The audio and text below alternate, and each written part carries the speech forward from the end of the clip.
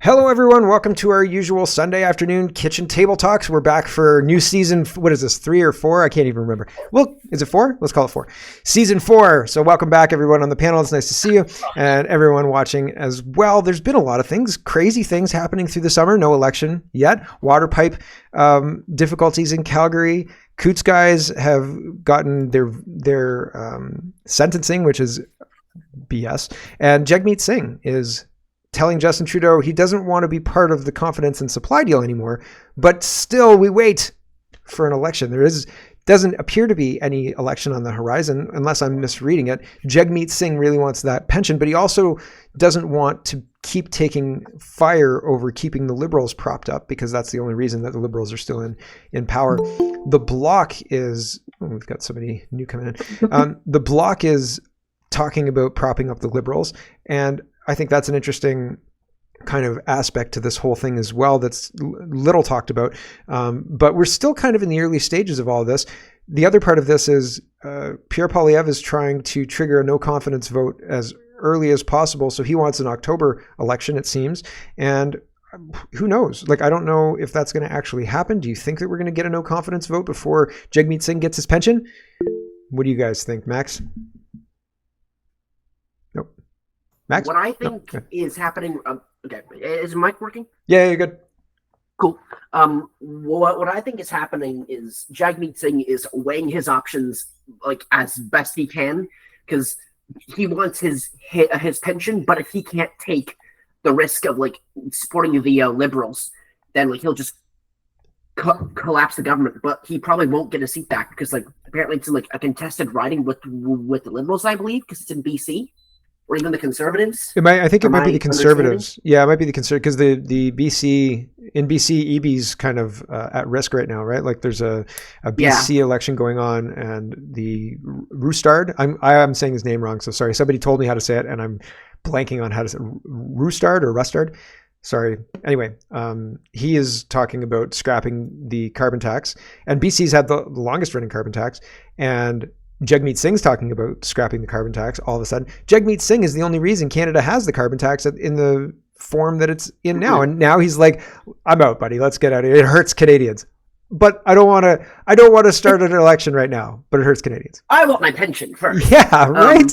I think I would be incredibly surprised if we have like an October-November election, because nobody's going to want to have an election in December, because Christmas. Mm-hmm. Nobody's going to want that. January, February, I don't know. The earliest I see an election is like as soon as Jagmeet gets his like pension, which is like mid-March. March, yeah. That's like as soon as I see an election. Like, I think logically happening. I think that's accurate, and I think that's correct, because and Jagmeet is like pulling out purely for show. Yes. Oh, yeah.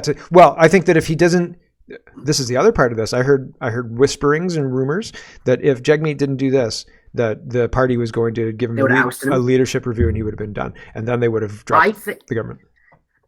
There's definitely a chance that, like, I could see that Jagmeet holds the ship together till March. He gets to ride off into the sunset, and he's maybe replaced by, I don't know, like Charlie Angus or someone else to like replace him as like the NDP, and then Jagmeet gets his pension. It's like happy ending for him, and we're cooked. Well, and a nightmare for the rest of Canada, right? Jeepers creepers. Yeah. Thanks, Max. Yeah, no, I don't disagree with your assessment there, buddy. Ron. Hey, hope everybody had a good summer. Yeah, the Jagmeet thing's just more theater, just more for us to talk about.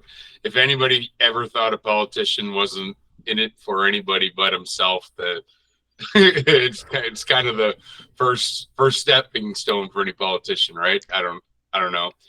Yeah, Jagmeet's brother is also playing the game. He's saying, "Oh, we need to get anti-Sikh hate legislation passed." They're feeling left out. Nice. He's the guy with there's that photograph of him with the F the police sign in a protest years ago, his brother. Yep. You mentioned today, not to sidetrack, just quick, Poilievre's wife had a company packing COVID things too. Mm-hmm. Talking about politicians and side gigs.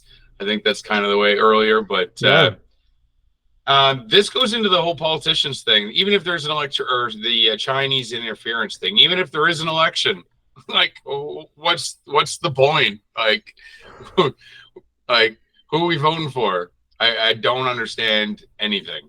The Chinese traders and like this deserves its own section.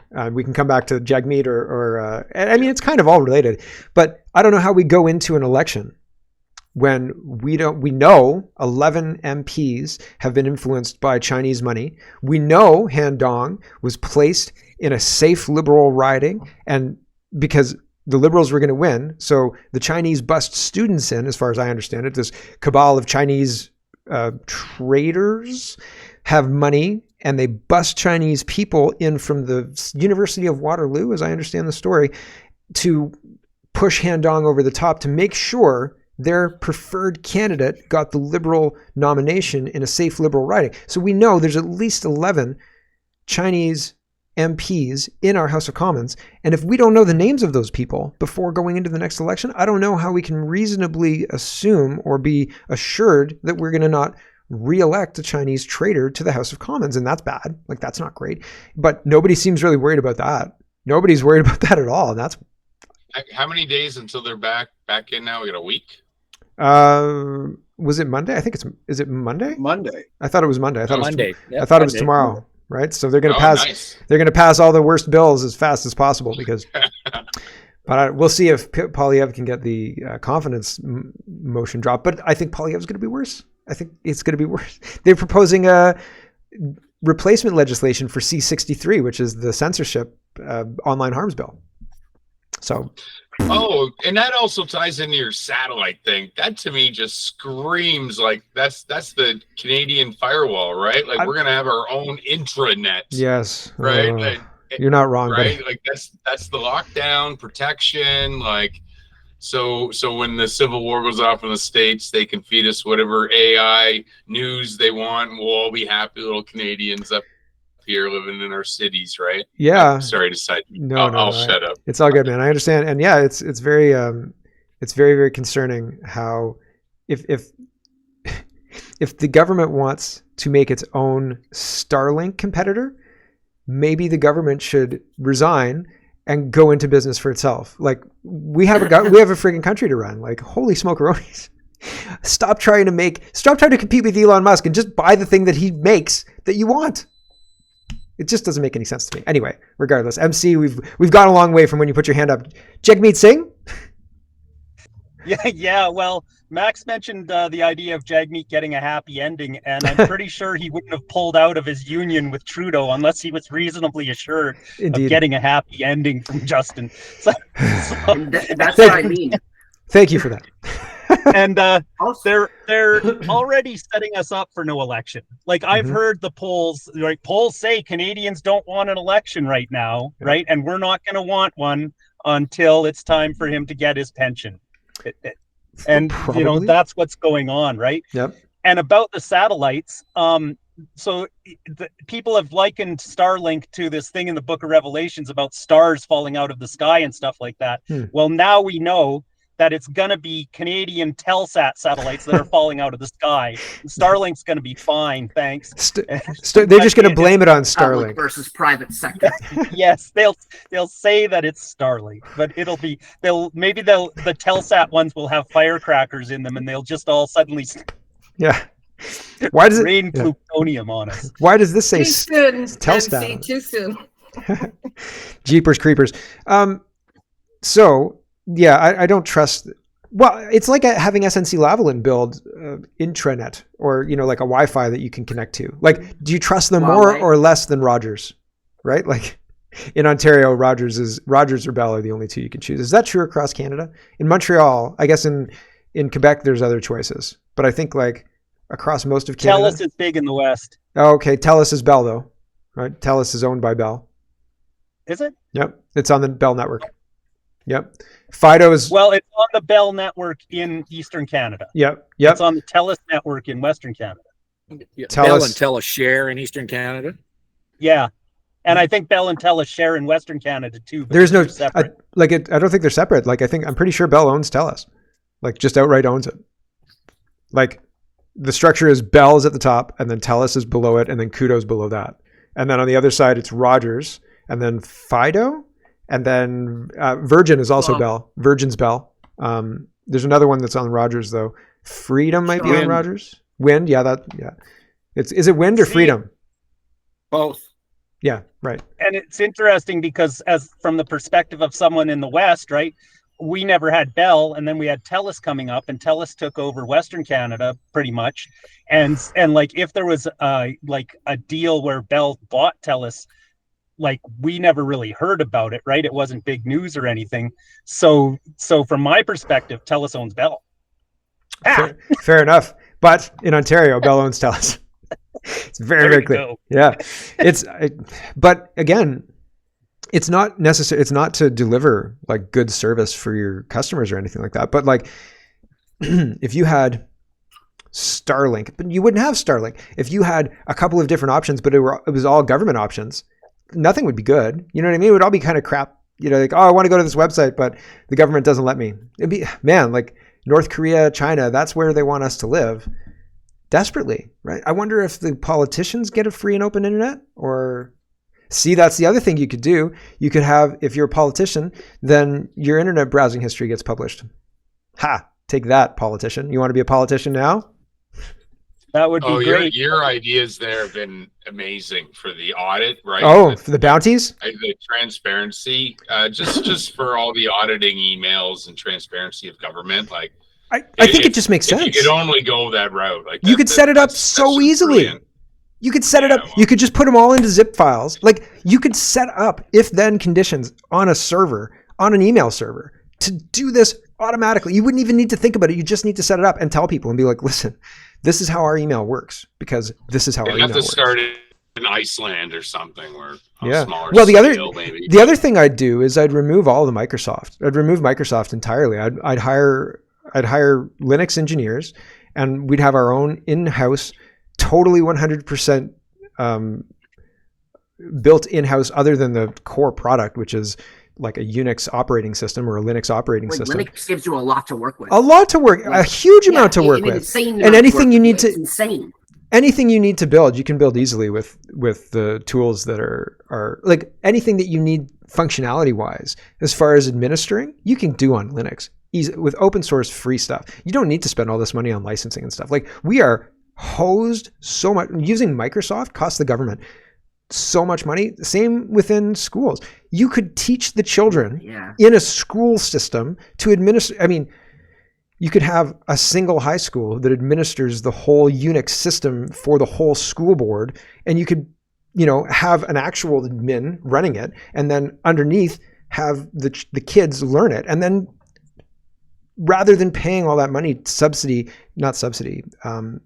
all that licensing fees to Microsoft, you're creating your own. You're encouraging your kids to be like, you're encouraging the people you're educating to be self-sufficient and to build the thing, assess the thing they need, build it out, put the security that's necessary in it, blah, blah, blah, blah, blah, and deploy it. Like, this is not it's not rocket science. It's really not. And I mean, I think it's probably more complicated than rocket science, because rocket science is lies. Anyway,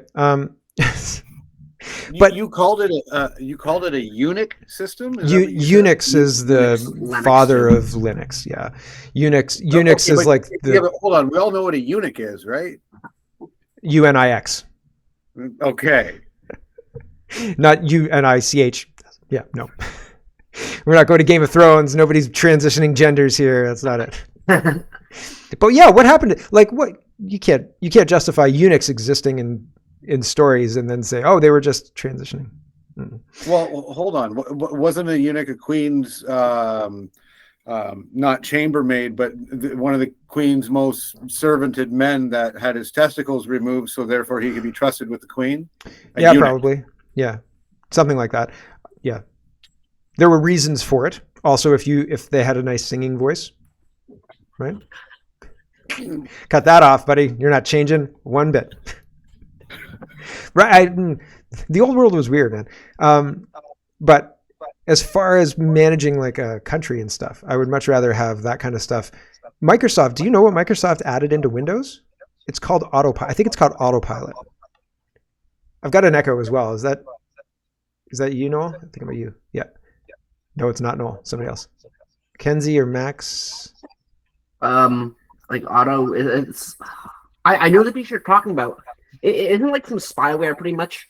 Yeah. I'm blanking on the name of it, but I know. I'm pretty sure I know what you're talking about. Yeah, so it's autopilot, and what it does is, so like if you send an encrypted message between you and somebody else on an encrypted chat somewhere, and the chat itself is encrypted, your operating system has an AI that has read your chat box that's not encrypted, right? So the AI knows exactly what you've typed everywhere all the time, and Microsoft, because it's on Microsoft servers, Microsoft can scrub through it, right? So any encryption is broken, because if Microsoft is on computer A and computer B, and they know computer A and computer B's IP address, well, they can just scrub through the autopilot, I think it's autopilot AI, that's logged everything that you've typed, right? It's like a keylogger writ large. Mm-hmm. But it's even worse. It's AI. So it's like, oh, that's a password. That's a search for a ladder AI company. Getting access to more of my information. Yeah. I love that. Yeah. And not that you can't turn it off, but I don't think you can turn it off, right? Like it popped up the other day. I have one computer that's on Windows, and I've disabled the updates on it, but it still tells me there's updates on it. So the updates are, anyway, regardless of that, I've disabled certain updates on it. How's that? Not all the updates. And long story short, it's bad. It's bad, but it keeps trying to tell me to put it on. It's like, this is imperative. You have to do this. You can't run your computer without this. And I'm like, I'm pretty sure I was okay before. So I've already got Linux on one of my computers, but this one is my my show computer, and I'm not confident I can do it on Linux fully yet. So I haven't tried. So it's one of those things where Linux is great until you come in one morning and the whole thing doesn't work. And everything breaks. Yeah, and you're like, like, that's just IT in a nutshell, though. What happened? And then, like, most of the time I can fix it. But if I spend 2 hours in the morning fixing my operating system, that's 2 hours that I'm not putting together other things that I usually am putting together. And that'll take a hit out of my show or some other things that I'm working on. And so, like, that's not ideal. So I need things operational. And so it's frustrating to me, but I've got hacked workarounds. But the censorship and the ridiculousness that the government and Microsoft have shown, they don't show themselves to be trustworthy. So we need to put systems in place that take that into account. Like, we can't say we're going to be trustworthy, because we probably won't be trustworthy, not without checks and balances, right? Like when you get into the situation and somebody says you could do this or this, and if you don't tell anybody this, right? And you're like, well, that third option sounds great. You shouldn't have that option, period. Like, the emails are going to be released because people are shitty, right? And they say, oh yeah, I'm definitely going to do it. This time I'm going to do it, right? And then you get 3 days into your diet and you're like, nope, right? And you eat the cupcake. Somebody comes in and you're having a particularly difficult day and they say, here's 3 really hard choices and 1 easy choice, but the easy choice only exists if you don't tell anybody. And you're like, I'm taking the easy choice. No, because you'll know everything's getting released. Like today, done, released, see you later. There should be some kind of check and balance, and there should be an imperative or an incentive for people to find criminality in the interactions, because that's like the tit and the tat, like there's something there and people will find it. I don't know. Kenzie, did we go over Jagmeet pulling out enough? I don't know. It's well, another thing about the NDP is that, like, aren't they broke? Yes. Like, nearly, like, broke, so, like, they can't afford another election. Yeah, they could barely afford the last one.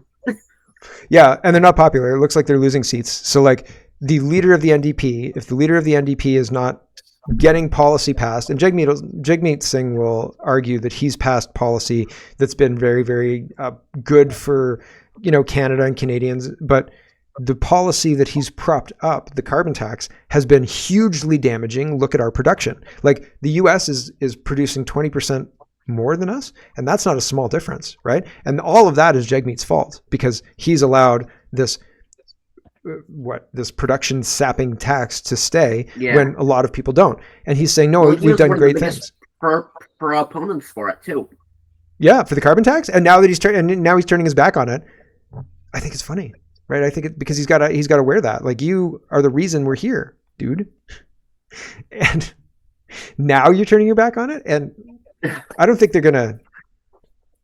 If Pierre Poilievre gets in, I think he's going to repeal the carbon tax. But there's a whole litany of other taxes and safe fuel standards and all sorts of other things that have been passed by Justin Trudeau that Poilievre hasn't explicitly said he's going to take away. And so I don't know if he's going to unwind all of it or if we're just going to get a little bit and then it's all going to be back 3 months after Polyev gets in and he says, oh, well, there's a new pandemic and we've got to get vaccinated and stuff, right? I'm medium concerned about that. So, thinking of Polyev, what do you guys think of his strategy? I guess. Oh, I didn't realize there's hands up. I'm sorry, everyone. Peter, you got your hand up. Go. Well, I was just thinking that now that Jagmeet's pulled out, do you think Skippy will prorogue Parliament, or is the deal with the bloc is that on? Do we know? I think I think the deal with the bloc was always kind of on. Like there were times when the NDP were hesitant to support, and the bloc jumped in. Like without any real question. Are mercenaries. That's what they are in like Parliament. Mm-hmm. It's just with the bloc support, do they have enough to like hold power? It says so. Liberals? Do they have enough to hold power? Like as like seats. Yeah, as government. Okay. They're strengthening. Yeah, because the Liberals are losing seats in Quebec, and the bloc is strengthening because the Conservatives aren't. And I find that very suspect. I find that very suspect. If the Conservatives are strengthening in BC, and not a whiff of that in Quebec, I don't know. There's something hinky with the reporting here, but the blocs have enough seats, do they, for a majority with the Liberals? Well, I don't know, because if you take the Conservatives and the NDP and put them together, you're 9 short of what the Liberals have. So you need the bloc. Well, or the Green Party. They don't have enough seats. They don't have the 9 seats. So, yeah, but they got 2 seats and a dream. So, maybe. So the Liberals The Liberals have one. The Liberals have 154. And 24. No, Bloc have 32 seats. So yeah, that's clear. Okay. The Bloc have more seats than the NDP.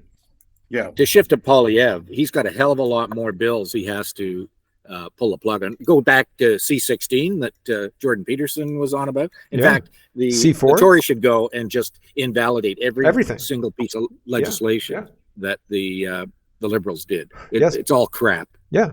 Well, it's all crap. The Gian Gameshi bill, the Indian bill for courts, the getting rid of preliminary hearings in the courts, all the crap, jury selection bill, everything they've done is crap. And they rant about Joey Wigwam Chinese infiltrators. Yeah, and find out who these traitors are in Parliament. Or, I mean, if he's in charge, he can just reveal. One would think. You'd think. Although we've seen years and years of Trump trying to expose people, and either he doesn't actually do it, or it doesn't actually get done anyway, even if he did do it. So yeah, I don't know, man. It's well, first they tried to jail him, then they tried to kill him. Yep. Now what are they going to do? World War III. Well, yeah. That's the next. I'm not advocating for that. No, goodness me. We should talk about Russia. MC, you've got your hand up, and then we'll talk about Russia and the Russian war. Yeah, I just wanted to let everyone know. So I have an Android phone, and it has a little take notes application in it that has a voice to text feature that I use because a family member of mine can't hear. So, but what I've noticed about it is that if you are out of cell service, it does not work. So I assume that they're just sending everything you say back to Google, right? Yeah. So the way the text to speech works is they record an audio clip and they send it back to a powerful computer. So like that audio clip takes nothing to upload. It's like audio is like it'll be kilobytes. It'll be very, very small, like not very big at all. And so they can send it, listen to it, transcribe it, and send it back faster than trying to do that on your actual device. It's how they the Google Homes, the Google Nests, and things like that. That's how they work too.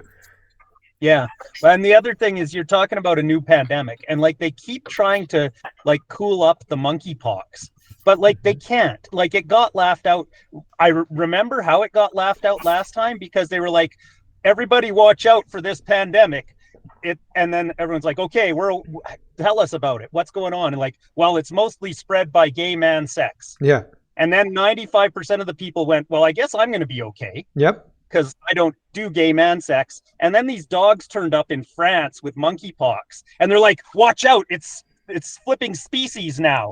And then everyone was like, yeah, okay, but how did your dogs get a disease that's spread by gay man sex? Yeah, like, weird. Are your dogs gay? Or did something really, really untoward happen to them? And then even the mainstream media had to laugh about that. Mm-hmm.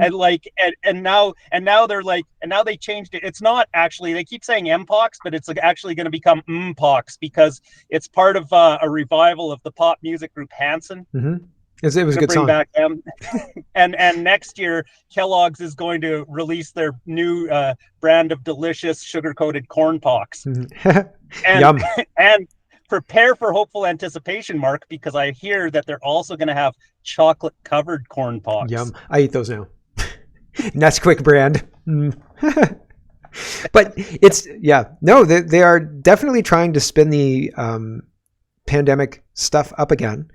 But you're right. We've already rejected this idea. Like, it would be like them going, hey, guys, guess what? There's another COVID variant. And everybody going, so? Like, they tried that and it didn't work, right? People were like, who cares? Like, get out of here, buddy. But all the news media tried to take it seriously. And then I don't know why we accept people saying, I tested for COVID and I got a positive test. Like, at that point in time, we need to go back over the history of the flu and have questions answered as to where the flu went in 2021, y'all.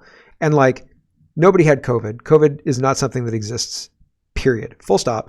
It was a lie perpetrated by people who used ventilators and medical malpractice to murder people in order to boost they sent sick people to old folks' homes in order to boost the numbers to justify locking people down. Like, from Doug Ford to Cam Guthrie to Justin Trudeau to anybody and everybody else, including friggin' Donald Trump with the Operation Warp Speed and lockdowns and the rest of it, they have a lot to friggin' answer for. And nobody's had a single question answered. And that's despicable. It's despicable. Like, they're trying to start another one? You guys lied about the first one, you liars. So, yeah, no, I can't believe there aren't more people who are pissed off and frustrated by this than me. Like, I'm angry, but it's like, okay, well, I guess nobody else is angry, but these people should be in jail.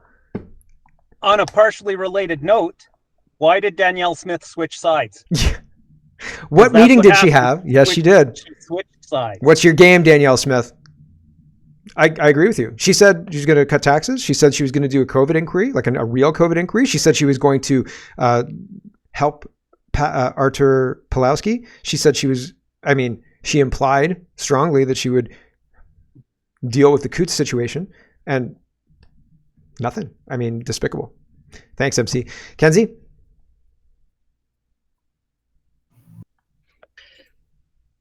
Speaking of COVID and the pandemics, there's Bill C-293 that needs to be addressed very quickly because it's on the third reading already. Yep. It's going to be, and that's the one that allows WHO to follow through with all their edicts, right? Whether we like it or not, because the government not only has signed on to that, but is now bringing legislation that allows that. And Polyev has been quiet as a church mouse on this one too. He hasn't said anything. Not a word. Yeah. And he supported a lot of the lockdowns, and he said we need to get vaxes and arms and all the other stuff. And he's included in what I said earlier. Like, he's big on the vaccines, not so much on mandates, I don't think, but definitely on the vaccines, because I very specifically remember him and what was the interim leader there? Candace Murphy Brown. Right, Bergen. And I remember them saying, why are you taking so long to get the vaccines? What's going on? You're not doing a good enough job and all that kind of stuff. Isn't that suspect? Like, when they were doing that, when they were saying safe and effective, get your first shot, I'd never seen any politicians do anything like that before, ever. Like, sometime you go get your flu shot, but it'd be one post and like, it wouldn't be a big thing. You know what I mean? Like, it was a sales pitch. It was a hard sell. And like, you never got out of the sales floor. You never got out of the retail store that they'd cornered you in. And they were like, Until you take this, you're not leaving. We're going to keep pushing every single day. More people are going to show up on your timeline saying, get the vax, get the vax, get the vax, your job, your friends, your spouse, your kids, you know, like, and it's like, how does everybody care so much about what I do? You know, like if you're protected with this thing and you're protected and you've done what has been asked and blah, blah, blah, why do you give a shit about me? Like, I'll die. Fine. I'll die. Made that decision, right? Like, cause everybody dies, man. But why do you care if I die of COVID right now? Because you're protected, right? And like, they didn't even address it. Does the vaccine work? Yes, but only if you're also vaccinated. How's that? That's been my argument for 20 years. Yeah. Doesn't make any sense. It's insane. Yeah, it's insane. But I mean, like, it's obviously, like when I was a kid, they prepped us. I guess the 80s, there were a lot of kidnappings and things like that. So they were like, listen, if you're being followed by a car, turn around, right? And if the car follows you more, like run, I guess. But you know, like there were certain things, like if somebody comes up to you and says they want your help finding a dog or finding their lost dog, don't get in their car. And I always thought, why would I look for the dog in their car? Like, regardless. But we were prepped against these kind of things, right? And then all of a sudden, I feel like I should say to people, if politicians start telling you to take medicine, be very skeptical of it. Don't take candy from wayward politicians. Right? Like this is a very, very bad idea, everyone. Like if all of your politician friends jumped off a cliff, would you get vaccinated too? Like, why is this not generalizing to the general public? And why did it raise my red flag right away? I was like, holy shit, these people are insane. And nobody else did. Like everybody else was like, wow, they care about us. No. If they cared about us, they'd take all the taxes off of energy. They'd take all the taxes off of food. They wouldn't force injections and force a social pressure situation that gets people fired. That's not what they do if they cared about us, right? Like at base. Well, the question you got to ask people is, how come you can be so skeptical and negative about everything the government does, but you believe that one? Yeah. Well, and so like history too. So I know people who don't believe a word that's in the current newspapers because fake news, right? And like they lie about everything. But the second you talk about how history in the 50s or the 40s or the 30s might be the same, and it's like what they tell us is true, or the 30s or the 20s or, you know, the 2010 or the 1910s, they are maybe doing exactly the same thing with the history that they're doing with the fake news, in that they're changing it to align with their ideology, the narrative, and just like they're doing with the climate change stuff, right? And they do that, and we accept it, and we shouldn't accept it. We should say, no, this is insane. This is false. This is a 100-year plan. Let's not forget that. Yes, it is. Right? It is. And another thing is, have you guys seen the documentary that Dr. Theresa Tam did? In 2009? Yep. Where she's talking about bracelets and tracking and everything? Yep. And putting people in camps. Yep. And force vaccinating and all the rest of it. Yep. So that needs people to understand, because that'll be, as we know, the next step. I mean, we already thought that. But I think if people maybe saw her having that, maybe they would think, oh, you know, this is a plan for 14 years ago that was not reflected in the emergency pandemic response plans that have existed for the last 14 years since she made that documentary. And yet suddenly we changed everything. We changed the plan, we changed the science, we changed the rhetoric, we changed the meaning of words. And you can't question it. Did you see the Alex Jones clip with the doctor? I'm sorry, I know I've got lots of hands up, but the doctor who flew onto a tarmac, and she's like, I'm not coming into the United States. We're not going for coffee anywhere. We're not doing anything. I'll talk to you here on this tarmac, and then I'm getting on that plane and leaving. I don't trust the United States government. I don't trust anything to do with the United States, but I'll talk to you. That's it. Did you see that? Right? It's pretty wild stuff, because she said what she said, and that was, I think, 2009 as well, or 2000, maybe 11. But Alex Jones was talking about how they're going to weaponize a pandemic, and she said exactly the same thing. And now, like, again, we're on the other side of that attack, and we don't view what happened as an attack. We have all of the same leadership in place that we had then, and nobody questions it. Nobody's worried that they might, I mean, people are worried they might do the same thing again, but they get reelected easily, like handily win elections. And so nobody's held accountable. And all of these people who attacked us with the COVID lie are prepping to do it again, right? And it seems like, not that we can't do anything about it, but it's not just the COVID lie that they're willing to lie about, prep, lay the groundwork for, and then trigger, right? They'll do anything. It'd be climate change or COVID or war, and just to get the control that they want. And I think that's where the black swan event that's going to derail the U.S. government or whatever it is. It doesn't matter if it's any of those things. They just want it to be successful and believable enough that the population believes it. Does that make sense? I think. Thanks, Kenzie. MC and then Noel. Well, I'm sure I said before that a group is stupider than its stupidest member, and people go insane together, right? And they stampede as a herd. Like, I've heard someone tell me that, like, he knew someone that was people's boss, right? That made them take injections to keep their jobs. And then after that, he figured it out. And he's like, oh my God, I made people do this, right? But he was temporarily insane for a while. I wouldn't forgive him or anything. Yep. but it's about, I think, the things that they take for granted, right? This thing, I believe right now, like these people are always authoritative, right? And they're not full of crap. So when they say something, that's it, right? Until they finally find out differently, right? And the mainstream media, like this is kind of like that. I was listening to them the other day, and they were talking about the debate between Trump and Harris, right? And the guy was like, well, Trump lost because, you know, he went off into this thing about Springfield that we know has been debunked. Like, yeah, what? How do you know that it's been debunked? It's the opposite of debunked. It's like been documented and proven to be factual. Yes. Like the polar opposite of debunked. I saw a video from another town over from Springfield where they were barbecuing cats. Like, there were multiple cats on the barbecue, and like Haitians standing there barbecuing the cats, discussing the cat barbecue. And like, there was a horrified person recording it. And I couldn't watch it because I was like, they're barbecuing cats. But like, I watched enough of it to confirm they weren't hamburgers on that friggin' grill, right? Like, no, but the thing is, once the mainstream media says a lie, right? Like, it's debunked. Yep. Now, in their mind, it's debunked forever. And every time you ever bring that up, they're just, well, that's debunked. Well, no, it's not debunked. Look at the video. Here it is. Yeah. I brought you the video, right? Oh, no, that's not true, though.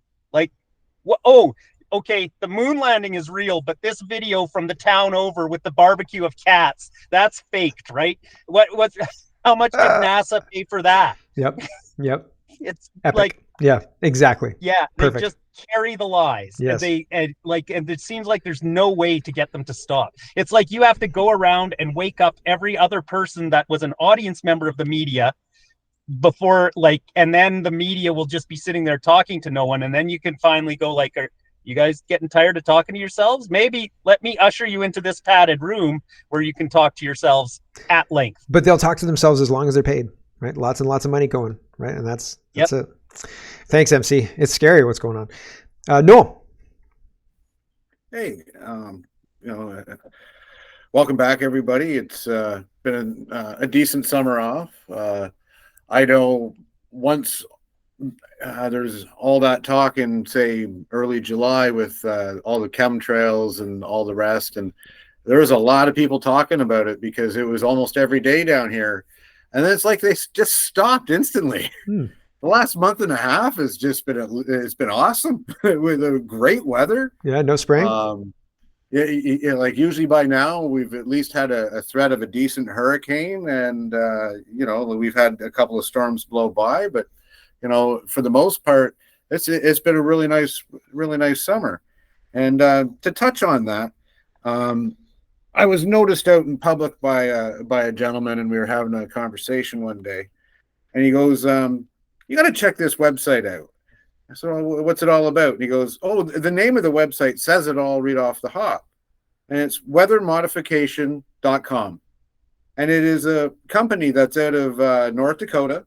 And they talk about all the different weather modifications that they can do and do for you if you have the the right amount of money. They talk about the fleet of airplanes, 35 separate airplanes that they own and are modified for weather modification, everything from cloud seeding, and it's just wild. So he asked me to sort of bring that up, just to put it out there that check the website out. Yeah, I've got They're it up. not lying to you. I've got it up on the show here right now. It says Weather Modification Inc. has a wide range of services to provide knowledge, data, equipment, and capability at any phase in your project. We can also tailor a program to meet your specific objectives and manage it from beginning to end. It's interesting.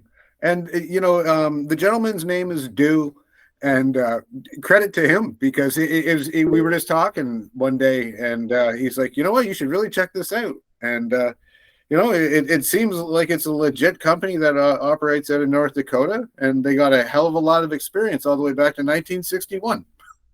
On this cloud seeding thing. Yeah, I've got it up here. It says cloud seeding, useful in the following applications: increasing precipitation, mitigating hail damage, dispersing fog.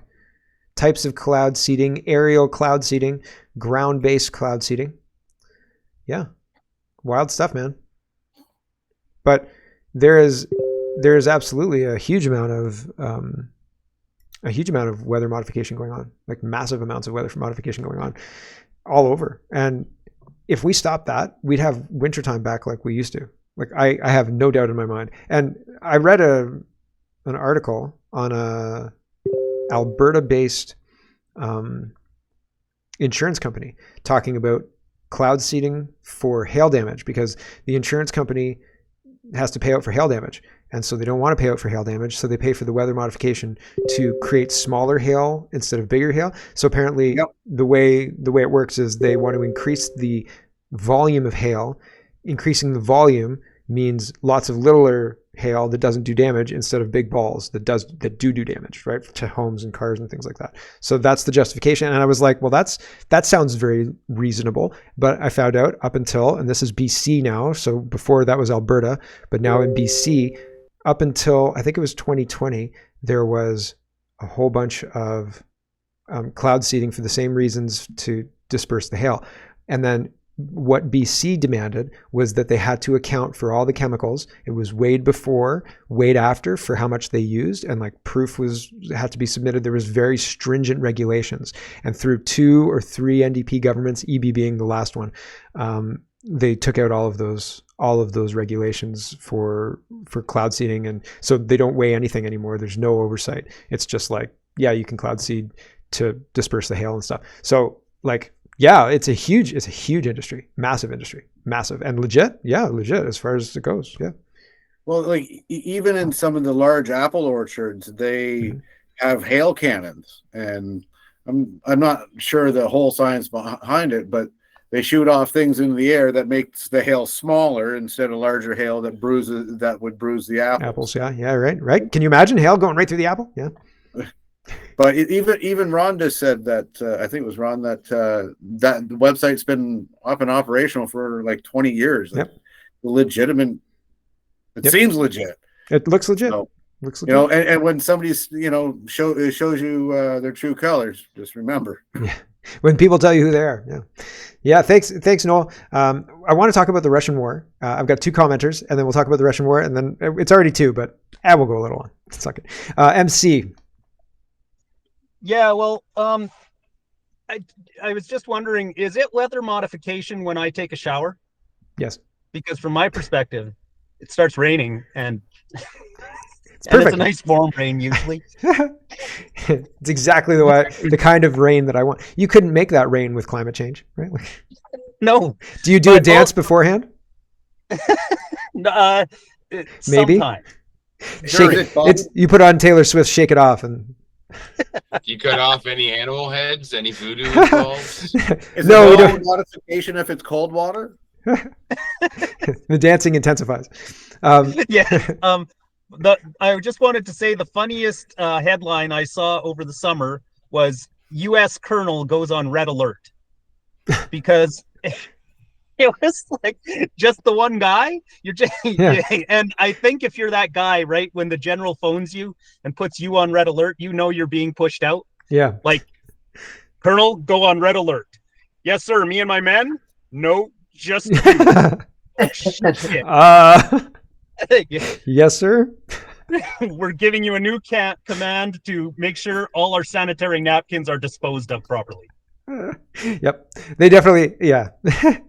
There's been a lot of military cleaning out in Canada as well. They used a lot of, 30-year-old sex assault cases to clean out the upper echelon of the government to make sure that loyal people would instruct the military to go woke and broke. Well, isn't that because Hayden Trudeau is going to be going to frontline infantry? Is he in Ukraine? Thanks, MC. Kenzie? Sorry, I get slow on the mic thing. There you are, good. Oh, which is just knocked it right out. Oh, cloud seeding. So in Alberta, it says in legislation that you're allowed to cloud seed between June and September. Oh. And obviously I watch, the sky. And obviously it's been going on throughout the year. Not so much in the cold, right? The real cold, but it's definitely been going on. So you will find that almost every jurisdiction has legislation like that. Interesting. Yeah. And the basis, what I can see, the main thing is don't do it within 100 miles of the border. That's it. That's the rules. Really? That seems strange.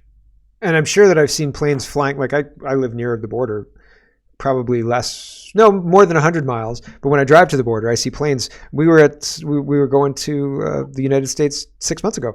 No, not even 3 months ago. And we were driving and we were like 20 minutes from the border. And I wanted to take pictures with my cell phone, but it didn't turn out because the scale is so small. It doesn't look nearly as impressive as the big scale like in the sky. But we were 20 minutes from the border and they were certainly spraying, and it was like above me, anyway, it's just because there's legislation doesn't mean they listen. Yeah.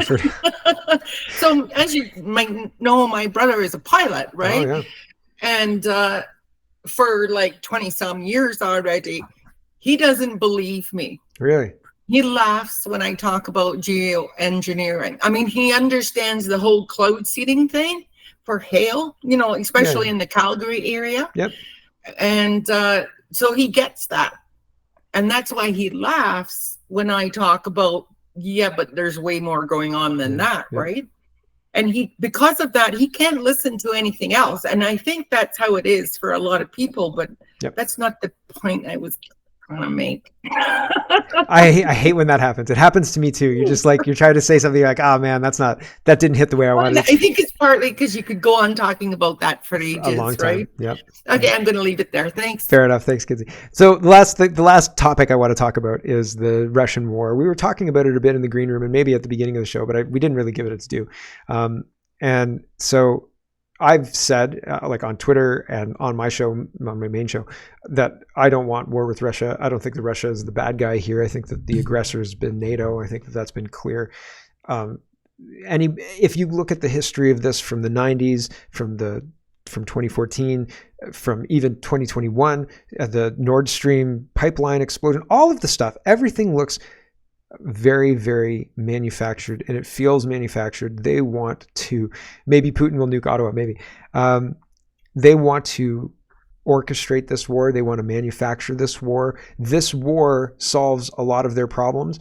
If there's World War III, Donald Trump can't become president, probably because they'll come up with some BS excuse why the election can't happen, or some other BS excuse why Kamala won. But it solves Donald Trump. It solves the monetary collapse. Oh, what happened? Well, the war happened, and so the economy went to shit. It solves, they want to starve us. So they'll tell us, Alberta was nuked, and all of that farm field, all of that farm area, that's radioactive now, so we can't use it. You can't farm that land that's yours because of radioactivity. And so we're going to be lied to, just like the COVID stuff, but you're going to believe it because people really, really believe in nuclear weapons and really believe that this is something that's plausible. And I'm skeptical about it, Pete, to be honest with you.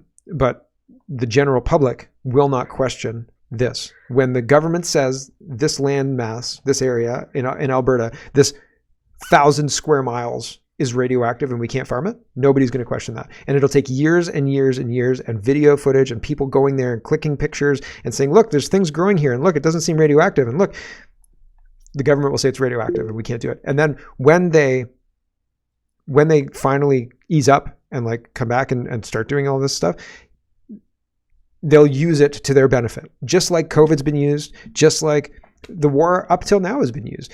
We are being robbed with the justification of having to send our money to a foreign country to support their war for an existential threat in Canada? No. The existential threat is Justin Trudeau saying, yes, we can use NATO weapons to strike deep into Russia. That's the existential threat to Canada, not Putin, not Ukraine, not that conflict, not at all. It's the fact that NATO is trying to insert itself into that conflict that's an existential threat for Canada, in my opinion. And they're liars, and they shouldn't be in charge of things. And I can't believe that where's Polyev? Has Polyev said anything against this? I don't think he said we shouldn't do this. He's been quiet. And this is, again, untenable, absolutely despicable of our leadership. Despicable. Because we can't fight a ground war with Russia. Are you kidding me right now? We would lose. We would lose. Bigly lose. MC. Yeah, well, get rural, Mark. Like, seriously, because like, with regard to farming and stuff like that, like, people are going to know. And here's the thing, right? If I'm sitting here and I'm like, okay, I can have radioactive potatoes, or I can have no potatoes. Right. I might put up with a little bit of radiation. Maybe you'll get spider powers. Yeah, maybe. Right? Or potato powers, even better. Yes. But my doctor used to say, is that potatoes in your ears? So maybe I already have potato powers. But people, like the city people, and sorry, I'm going to call them naive, are going to sit there and believe that story. They believe food comes from the grocery store. Like, there's no food out in there's no food out in the country, and I'm going to keep eating, and they're going to eat each other in the city, right? Like that. Yep. That scenario that you picked, like, that's going to be cannibalism in Toronto, and rural people going like, cats first. Look, it's better than nothing, right? And going and still eating the animals and stuff like that are supposedly radioactive. Yep. Right? We're not going to stop eating. Yep. What are you? Just stop eating, everybody. Okay. But if you're in Toronto and you go like, we're going to stop sending you food. Oh, shoot. What am I going to do? Although you would think Toronto would get nuked as well. Maybe. But it's not really. I mean, Toronto is an important city in Canada, but it's not the capital city. Capital of Ontario. So yeah, show of force. But it does have most of the people that they want to replace us with. Well, right. Yeah, an attack on Toronto is an attack on Africa. Well, and so how real is that war? Like the Ukraine-Russia war? I was wondering about this when they invaded Russia. Like, did you, like, at the beginning, did Putin phone Zelensky and said, yeah, I'm only going to put soldiers where I'm invading you, but the rest of my border, totally open. I'm just going to, we're not going to dig trenches or anything. So just leave it alone. Okay. Will you?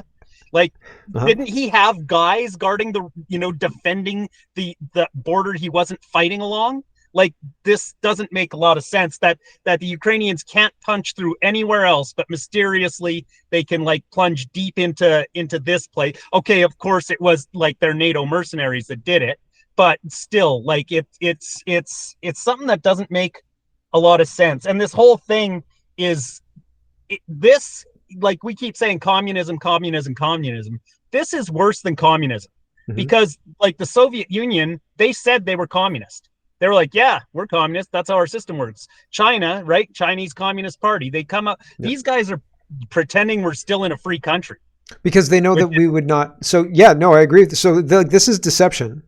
So I think that your question is this war somehow a false flag, a major false flag to trick the West into communism? Like, is that generally what you're asking? Well, is it a show they're putting on to divert our resources and stuff like that? Yes. Yes, that's exactly it. Yes. Because, okay, the West, as it stands right now, if Justin Trudeau said, listen, capitalism sucks. We all know capitalism sucks. We're going to be communist right now. People would be like, you're insane. No, right? That's not okay. And people would all agree, not okay. Everybody would instantly be on the same page. So they do it in piecemeal. They do it a little bit, right? They take a little section of it. And then they say, we think that everybody should have healthcare. We think everybody should have dental, right? And then, well, I can't believe you think that people shouldn't have dental. And then that becomes a stand-in for communism, right? And it is a stand-in for communism because it's a very communist policy. People love it. They adapt to it. And all of a sudden, is Pierre Poilievre going to take out the dental care that has been instituted by the NDP and the Liberals that doesn't work, that everybody agrees doesn't work? I think there's very little chance, almost zero chance that he's going to touch it. He's not going to touch it, right? So like we are being marched very slowly into communism. Two ways. One way is that piecemeal changing policies from this is your responsibility to this is the government's responsibility. And the other way is a full-blown collapse of the economy, right? And that they're going to blame on capitalism. They're going to say capitalism was the reason the economy collapsed. And now we need to do communism, and because communism is going to solve the problems. And it's going to solve the problems in the same way that the vaccine solved the problems. Don't question it. Don't bring us evidence that we're wrong. Just listen to us and do what we say. That's how they're going to do it. So yeah, I totally 100%. I think there probably is some kind of conflict. Like in any false flag, there are people who are probably shooting real weapons, real rounds at each other. People die. But I think this is, a major false flag to justify washing money out of the West and into dark money, globalist pits of money, billions of dollars upon billions of dollars upon billions of dollars of our tax dollars. So our production into the future has been stolen through the justification of this war. And it's done nothing. Like we haven't helped anybody. We haven't improved anything for anybody at all. All it's done is continue the war and have people die. But if you're a globalist, that has accomplished another year of washing resources out of the West. So it's taking out the West. The war is on us, right? Stealing our money, stealing our resources, making it so that we can't even move forward with our country because we're locked in the war with theirs, in their country's conflict, not in ours. Now we've got a conflict because Justin Trudeau's an idiot, but not until now, right? It's crazy. Anyway, thanks, MC. Ron. Yeah, on that, it blows my mind. If it wasn't for NATO, like we share a border, we share the Arctic, we share a lot of resources with Russia. It's mind-boggling the way how nonchalant we deal with Russia, right? And how much we weaken ourselves to strengthen a country over there. You know, it's Europe, right? Europe should be helping out Ukraine if that's the deal. They feed them, right? They're there. Like the whole world. If it was democracy we were fighting for, absolutely, I get it. But we have a border to protect too. It's mind-boggling. Yeah, well, and like again, I don't think that people who are trying to help our country are pro-war or pro-Ukraine. You know, like are pro. We have to throw all of our resources into this lost war. Like we're being conned, and they're using the same kind of con that's been very successful over the last 100 years, which is basically yell real loud when people get upset about what's going on, and will overpower them with the media, et cetera, et cetera. And yeah, like the war the war is just one attack. Like the war is a singular attack. The inflation is a separate attack, but it's blamed on the war, right? Like the inflationary stuff was triggered by COVID and the spending that the government's doing, plus the spending that the government's doing on this Russian war thing. So the inflation's going up, but it's a different, separate attack than the actual war itself, right? And then now they're going to open up another one as well to say that the next phase of this whole thing, if you're not sure what's coming next, is that we're going to have to send troops to support this war, right? We're going to have to maybe even have a draft to support this war. So if you're between, 18 and 50, you might be in the draft, maybe 45, maybe they cut it off at 45, but there's active troops that I know of that are 50. So like, where does it stop? right? They're using all of these lies to justify. It's scaffolded up on lies, scaffolded on lies. People believe it because they don't question it. But as soon as you question it, it all collapses, right? It's scaffolded on nothing but lies, right? It's scary. So I hope we don't go into a full-blown conflict with Russia, but it seems like that's the next tick. You know what I mean? The next step. What they're trying to do is completely collapse the economy and everything so they can rescue us with communism. And then they can be open about who they are, right? Because right now they're sneaky and pretending that they're not communists. They're pretending they're stakeholder capitalists, which is bullshit. Absolute nonsense. Okay, I think we'll leave it there. Okay, MC, you want to say one thing and then we'll go. MC. Yes. Will Jagmeet Singh turn his happy ending into much needed relief for Canadians? Will the Bloc stroke Trudeau's hair while he gives them a happy ending? Yes. Or will the NPCs wake up before our civilization is destroyed? Join us next time and watch the panel discuss noteworthy issues of the age we live in. Thanks, MC. We'll leave it there. Thanks for watching, everybody. We'll see you next time.